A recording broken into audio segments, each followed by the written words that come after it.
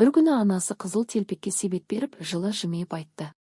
Әжеңе мына тағамды апарып бер, балам. Жолда бөгелме. Қызыл телпек қуанып жолға шықты. Күн жарқырап, орман іші сиқырлы еді.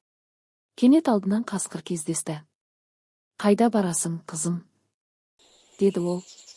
Қыз, әжеме бара жатырмын, деді қуана. Қасқыр айламен күліп, әжесінің үйі қай жерде екенін қулықпен қызыл телпектен сұрап алды. Ал қызыл телпек жолдан бұрылып гүл теріп қалды. Осы кезде қасқыр әжесінің үйіне бірінші жетіп, есікті ашып, бейшара әжені жұтып қойды. Сосын оның киімін киіп төсекте жатты. Қызыл телпек келіп, әже, есікті ашыңызшы, деді. Жіпті тарт, балам, деді іштен қасқырдың даусы. Қыз бөлмеге кіріп таңырқай сұрады. Әже, неге құлағыңыз үлкен? Сені жақсы есту үшін, балам. Ал тісіңіз неге үлкен? Сені жеу үшін, балам. Қасқыр орнынан атып тұрып қызды жұтты. Дәл сол сәтте аңшы кіріп келіп қасқырды ұстап, қыз бен әжені аман алып қалды.